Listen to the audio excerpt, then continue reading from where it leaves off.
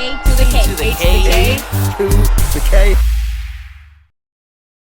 Hello, one and all. Welcome to the A to the K Wrestling Show. Right now, we are just side characters in a main character, Madi world, because joining us today is Miss Reality herself, Madi Wrenkowski. Madi, thank you so much for joining us. How are you?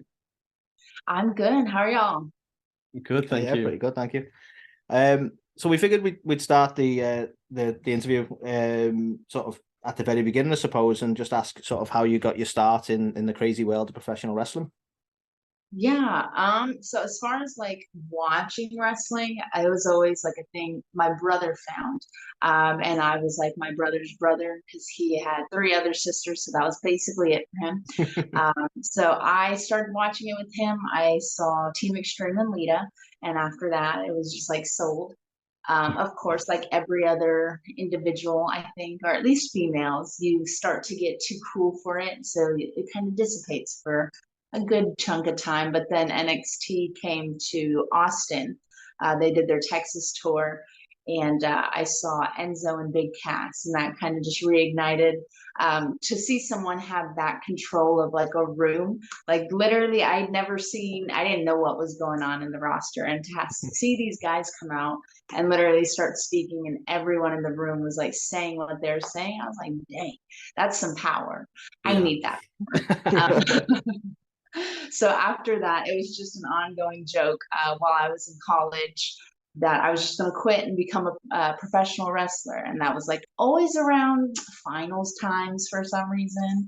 And so after I graduated, I basically did just that. I went to Booker T school. I did a fantasy camp, which is just like a little trial run. But Houston, if you've ever been to Texas, is not it. It's like the ugly stepchild. But at least in my opinion. Yeah. So then I found another school in San Antonio, the Hybrid School of Wrestling. And from there, it's just kind of been a whirlwind of a journey, I think. Yeah, that absolutely. So you obviously you work with Booker T, but you're also able to train with Jazz. What was it like kind of learning from and working with her? Yeah, so she came to the hybrid a couple months after I'd started, and it was crazy because I grew up again watching her, and she was terrifying. Like she was literally like scary to me when I was growing up. She just has this persona about her.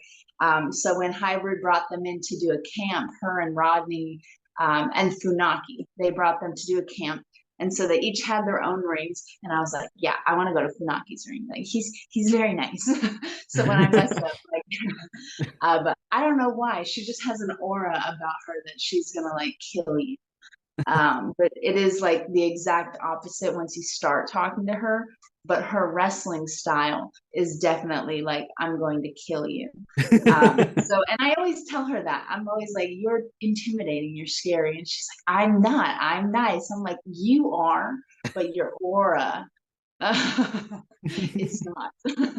But it's great. I think I was very fortunate to start off with her so early in my career. I think it's not as great for the people I wrestle because her biggest motto was to snatch a bitch and hit a bitch. And so that's what I do.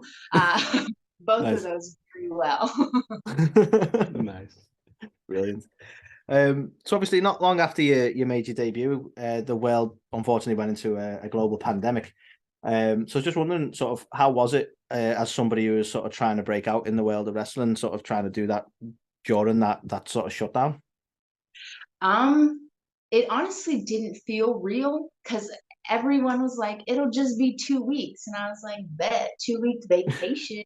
And then 2 weeks turned into a couple months. And I think it would have been harder if it was just like me. Like whenever I've had like injuries, like I'm the only one stopping and everything keeps going. Like that's hard to watch people advance ahead of you, so to speak. But everyone was shut down.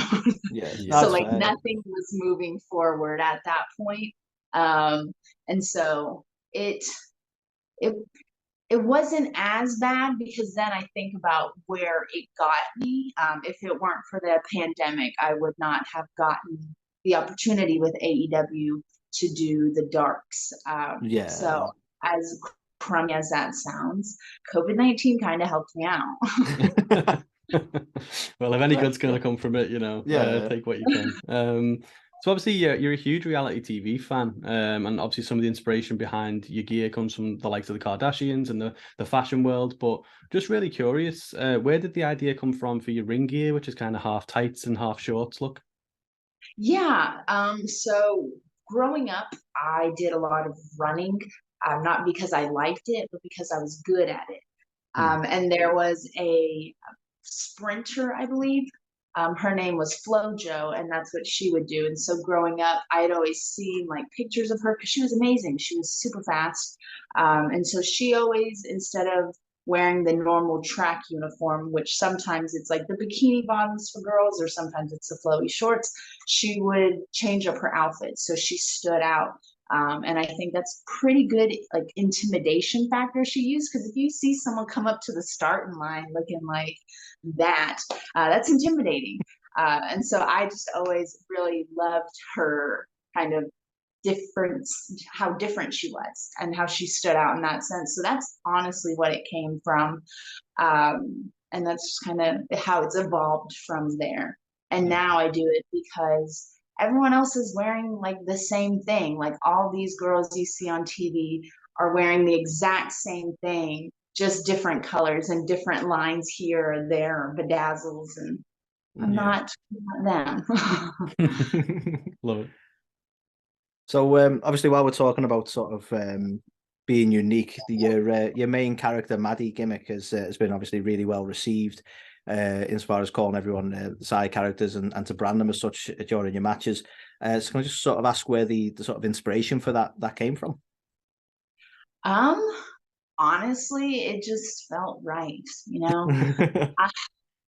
And I don't know, I was kind of stepping away from calling myself Miss Reality because when I first started, I really did love the Kardashians, and I watched every season of the Bad Girls Club. If y'all have never watched that, you need to watch it. It really gets the heart pumping. You're like, killer. But anyway. And it really, I felt like there was a disconnect from me and the reality Kardashian, because in a normal day I am wearing sweatpants and they're not Balenciaga sweatpants. And so I feel like I needed to shift.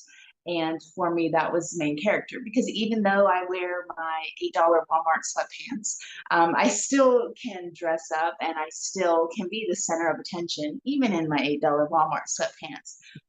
And so for anyone who thinks that you have to be like high class and fashion forward and everything like that doesn't make you a main character. Like if Kristen Stewart could be the main character of Twilight, like I can be the main character of professional wrestling. And that is just what it is. Love it. Absolutely. But yeah, and so it made sense because I was like, well, if I'm the main character, everyone else, they're just like the side characters, they're just the extras around me. And then the side character spotlight thing came because of Kylan. Her name, the Kylan, the motherfucking king or whatever, I just really have always loved, like, because some people, like myself, whenever something happens and you cuss, sometimes we just string these bad boys together and it actually doesn't make sense at all. And that's what it feels like with motherfucking king. Because if you think about it and you separate the words mother and then fucking and then king, it's literally king. Yeah. So I really felt like I needed to ask her. And I just always have loved, I have a weird sense of humor like that. Like, so I just thought, like, if I can ask her, and I just want to see, like, I wanted to get a like natural, a candid, if you would say, reaction or response of what she would say when I say that. Because I like to catch people off guard.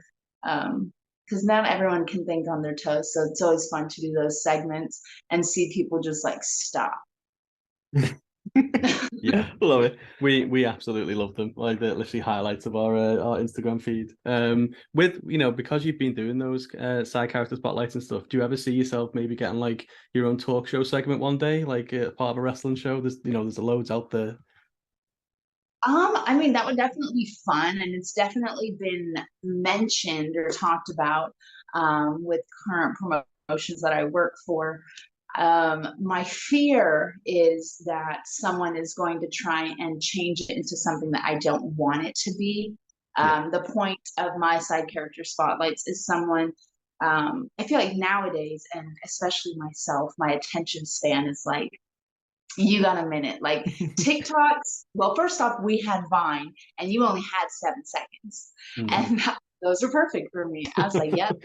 TikToks, you got like 30 seconds. And now they're like stretching out to 3 minutes. Like if anyone's a TikTok that is longer than a minute, I'm not watching it.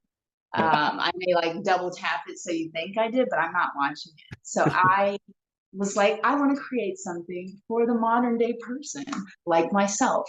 And so I try and keep all my stuff under a minute because there's too much content out there and people don't sit and actually consume it, or at least hold it in. Because there's like, everything is out there. There's literally a wrestling show every single day, mainstream wrestling shows. So it's really hard to take everything in, and then I don't like sitting. So I don't want someone to change that. I definitely want to keep it shorter because it's easier to consume in that sense.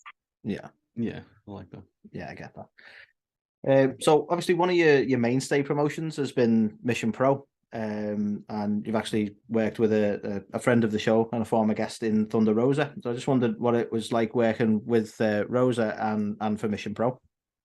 Yeah, Rosa, she's incredible.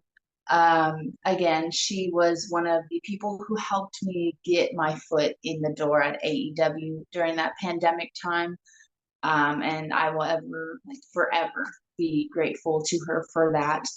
She definitely has, again, helped me at Mission. I feel like she put me in that first match. Well, the first match I've ever done was at Mission. And they put me up against Jazz. So at that point, I'm not sure if she liked me or she just wanted to see me die. But the second match, I guess, once Mission finally turned into an all women's promotion, it was up against Red Velvet. And I learned a lot in that match. I felt like that match was the one that kind of put me on a radar. And then shortly after, the darks that I was doing started to come out. And again, I have her to thank for that. She gave someone who was fairly new into the business, very new, actually, almost like just born, a platform, and put me with someone who knew how to guide my baby dear self in the world of wrestling. So I will always be grateful to her. I think she's incredible at what she does, and she has learned so much and evolved so much in this business that we can all take a page out of her book. Love it. So you currently hold both the NWA and Mission Pro tag titles as part of M95 and Bougie Reality. How do you find tag team wrestling versus singles competition? So singles, I like singles, but I think tag team, well, I do like singles a lot. But tag team, I feel like is such a different dynamic. And I enjoy like looking good on the sidelines and like making other people do the work, but then I'm always going to be the one to help close it out. Because you got to play with your food before you eat it sometimes. And I feel like that's kind of what we've experienced in our tag matches. A lot of times my partners are definitely putting in hard work, but I come in at the end and I close the deal because that's what a main character does. Love it. So as sort of Carl referenced to, I just thought while we're mentioning NWA, sorry, what's your experience been like in NWA, and have you had much chance to work with the likes of Madusa?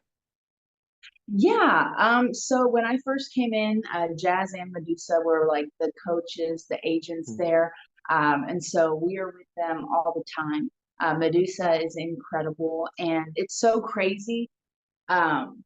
to like know her, and then I go and I'll listen to podcasts of her like speaking very candidly of her experiences, and Yeah.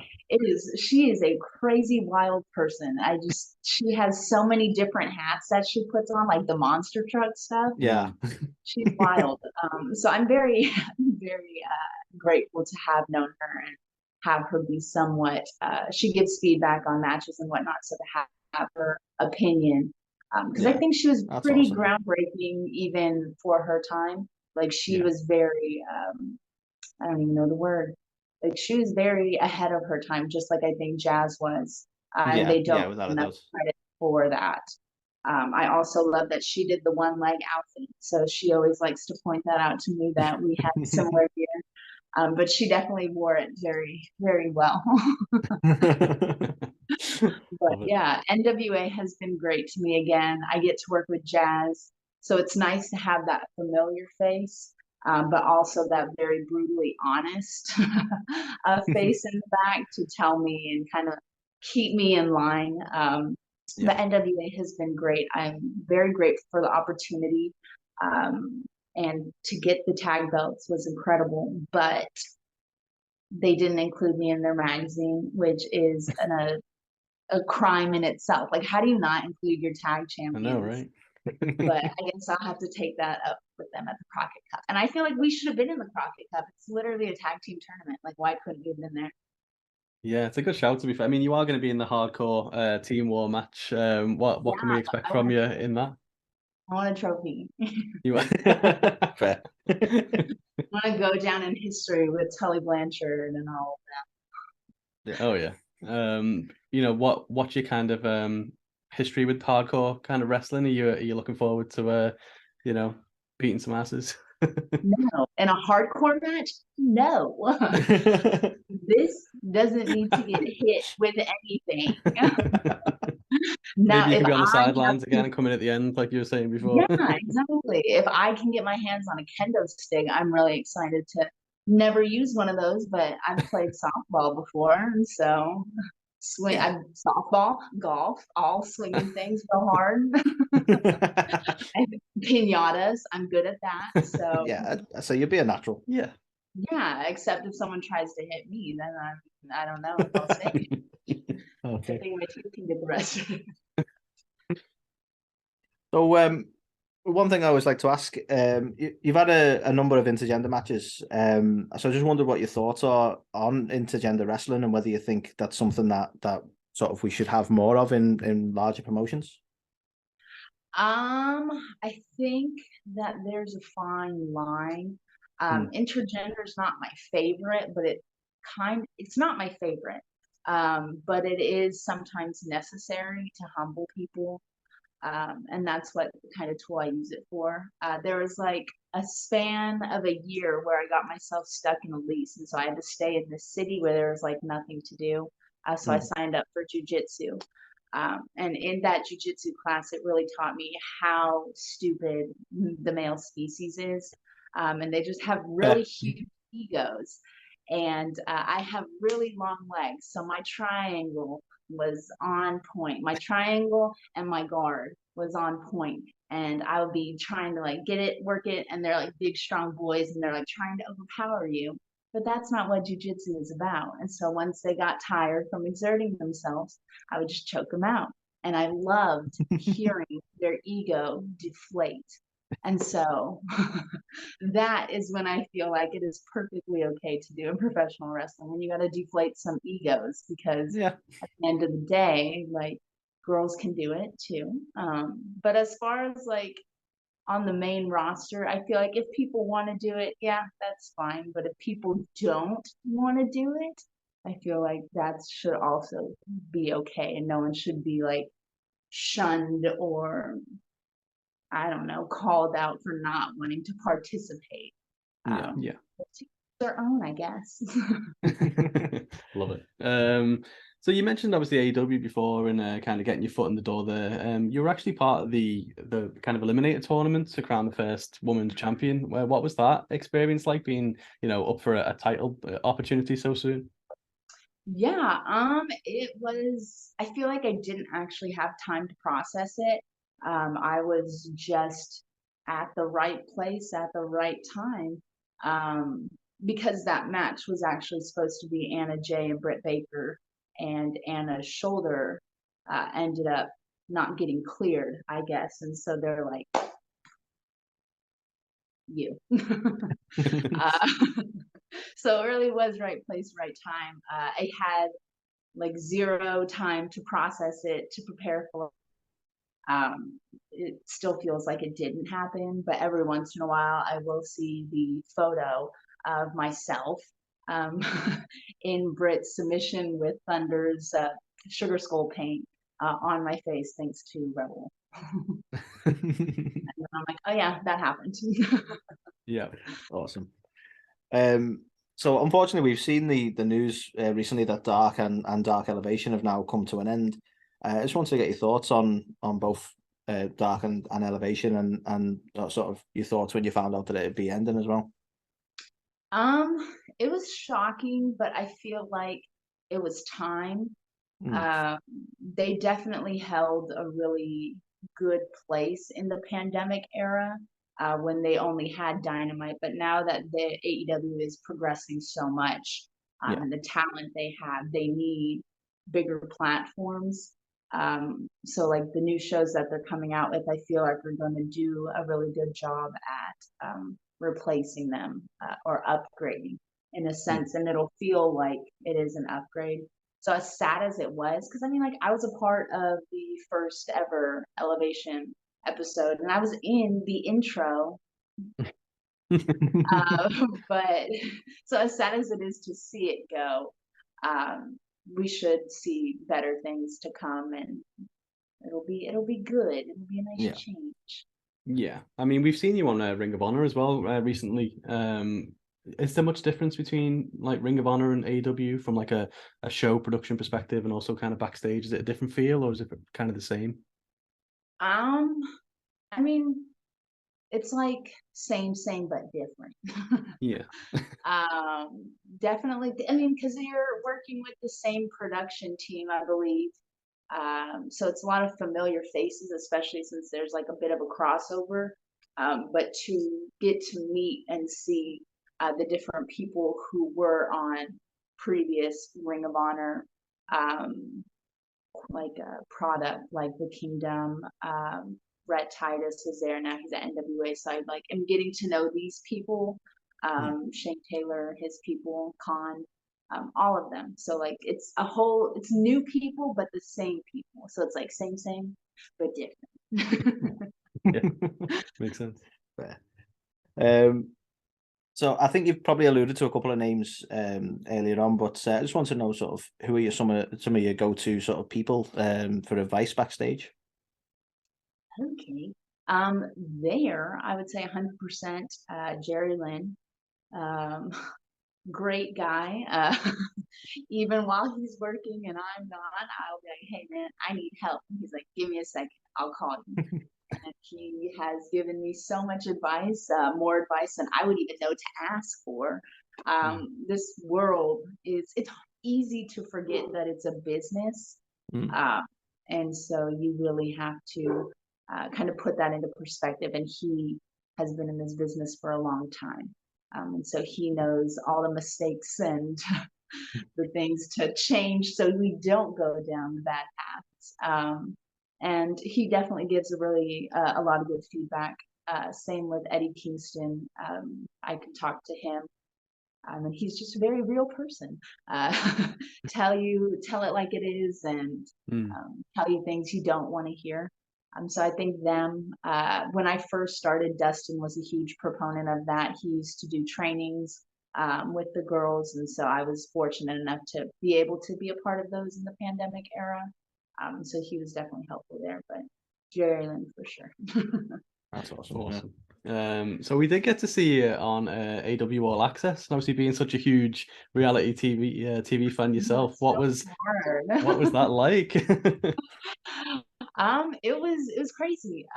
Thunder had basically just prefaced that she needed some help with her injury. I think she anticipated being better a lot sooner than what has ended up happening. Because I mean, everyone thinks that. We all think we're Wonder Woman, and we're like, oh, I'll be fine. It's fine. I'll be fine. And then you feel it, and you're like, no, I'm not. But she was basically just explaining that she would like to come into the school and figure out a new game plan. Because with the way her injury was, I guess it affects how she's moving, and the moves that she does aren't going to be as, she's not going to be capable to do some of them without just I guess, triggering the injury or making it worse. So it was like, oh, I need some help. And because like she's always helped me, I was like, sure, I don't know. I don't know what I can help with, but I can definitely try. So to be able to, again, have that opportunity because of her, it was crazy. It was like a dream come true to be on a reality show, and I just had to like forget that the cameras were there and actually listen to her talk. But I'm just like, I wonder if my mouth is open while I'm thinking. So it was a lot of body language awareness, but it was pretty cool. And you know, I think that there definitely should have been a little bit more Thunder on the show, but that's just my opinion. So we believe you also done some work previously with WWE as an extra. So I just wanted to ask, are you open to ever sort of going down the route in the future of working with sort of WWE or just one promotion rather than sort of a few different? And would you perhaps consider maybe a tag team with Chelsea Green? I mean, yeah, of course. All of my doors are open. I would definitely tie myself down to a company if the opportunity presented itself and it worked for me. If it was presented, worked. I would definitely love to be at WWE. I think as much as people sometimes like to talk poorly of it, that is the company that ultimately made us all fall in love with this sport. And so I will forever hold that company very high, especially with the minds like Regal, Triple H behind the product. And so, yeah, I would love to go over there. Chelsea Green, she is quite the character. If I ever got the opportunity to work with her, I think that would probably amount to some of my most fun matches. So if there was ever the opportunity, I would definitely take that. We might have to figure out who's gonna do the actual ass beating if we're both trying to like stay on the sidelines and close the deal, but I'm sure we could make it work. I'm sure that in itself would be pretty hilarious. No one's tagging it. So like speaking of opportunities, so AEW's coming over to our neck of the woods in the UK for All In. What are your thoughts on them coming over for like a stadium show? And you know, is that something you'd want to be a part of? Do you reckon you can kind of try and get over here? Yeah, that's incredible. It's really exciting because they haven't done anything over there. So it seems like from what I'm hearing and seeing on Twitter, that the response is really good. And it seems like a lot of y'all are gonna show up and show out. So hopefully that will produce more opportunities to maybe get over there and do work for them over there. So I'm excited for that. Also, isn't WWE there like the week before or something for Money in the Bank? Yeah, they're over there. A couple of weeks before, I think. Couple of weeks, yeah. Spoiled. Yeah, it's about time. We went from being starved to now we're just spoiled. Yeah. So have you ever yourself ever been over to the UK? Do you have any thoughts on the UK wrestling scene? I actually have not gotten the opportunity to go over there. And I would love to. The sport, especially to see like NXT UK with the apps that are out there now, you can literally just watch the seasons, and they are like a different breed, and I really like that. Especially the guys, they be killing people, and I think that's really cool. Like to see Gunther just literally like chop the souls out of people, and what is his name? Dragonoff, is that it? Yes. Him, crazy. Yeah. just to see, and then Becky Lynch, of course, came over in that area. Yeah, of but course, just yeah. to see like all the talents come from across the pond. Obviously, the way they learned was over there, and now they've come over here, and I would love to at least go over there and try myself in their ring. Because I was taught to snatch a bitch and hit a bitch, so I feel like maybe I would fit in. Yeah, it's crazy, like how like you've not been doing this long at all, like what, like a little over 3 years now. So considering how far you've kind of come in such a short amount of time is insane.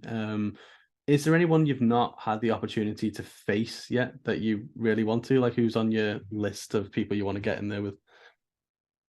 I mean, I think there's quite a few that would be hard to say, especially because with again all of the wrestling that's out there, some of them are not attainable. But I definitely would have loved to have gotten in the ring at least with Serena Deeb, because that one was definitely feasible. It just did not happen. That's definitely someone who I would like to step in the ring with. I would like to go again with like Thunder and Jazz. Now that I'm a little bit more advanced, but obviously timing is not everything right now. I would also like to get murdered by Rhea Ripley. I think that would be fun. It would have to be like some stipulation where I could get like rope breaks, but like she couldn't. I would just like koala bear that rope. So I would say those are some that definitely I would like to go again with or have the opportunity to go with Great at some point. So I mean, lastly from us, I think just be to ask sort of what your goals are for the next 12 months and beyond. So I think that my next couple goals, I'm not very good at setting goals because I'm very hard on myself. So I like to try telling myself that I'm like super easygoing and forgiving of myself. Um, but I would say it's just to kind of work on myself. I don't want to put like a contract in that timeline because then wrestling isn't necessarily about like what you do, it's about timing and what's needed and if they're even looking. So I don't want to put those expectations that are in someone else's hands on my goal list. So I definitely want to work on myself. Definitely need to start hitting the weights a little bit harder or something so I can start slamming girls or something. Maybe they'll take me more seriously if I have big guns. But definitely just keep evolving who I am, being the main character and hopefully staying consistent with my side character spotlights, just working on me. Yeah, I mean, we like genuinely absolutely love everything you're doing right now. As we said before, the side character spotlight stuff, we're just literally crying sometimes at the things you do. So definitely keep up with it. I probably won't thank me for saying this, but you wanted to pay homage to the intro, didn't you? And try and do the same. I know, yeah. I was gonna start that interview going, "Hi, we're the 8th again," with the head tilt, and I thought, yeah, maybe I won't do that. Yeah. But honestly, thank you so much. We know how busy. I mean, it's just been your birthday, you've just been in Vegas, and you've come back to speak to us, a couple of idiots. So thank you so much for taking the time. Before we let you go, can you just let everyone know how they can kind of keep up to date with you with the side character stuff and your merch as well, so they can get the side character merch? Yeah, of course. So I am on Instagram, Twitter, Facebook, even TikTok, all Madi_Wrenkowski. It's WRENKOWSKI. If you can spell it, you can find it.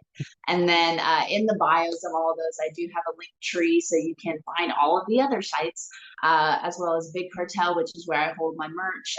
Pro Wrestling Tees also has some of my t-shirts, so you can definitely look on that. Book a cameo, break up with your girlfriend, boyfriend, get told happy birthday, whatever I feel like saying, So definitely look for that. Yeah, definitely Instagram though. I hate Twitter, so definitely follow me on Instagram. Us too. Yes, Twitter are terrible. I also love on your site you do like Maddie's Choice, where it's literally just whatever you want. I think that's a super cool. Yeah, I mean, idea. sometimes like people be buying like 8x10s that I don't think are gonna sell well, and so I don't like putting like, oh, this one, because then if I don't have it, what am I supposed to give you your money back? No, can't be doing so that. it's much. Nice. Helps me go through inventory. Yeah. But no, a sincere thank you again for coming on. We do really appreciate it.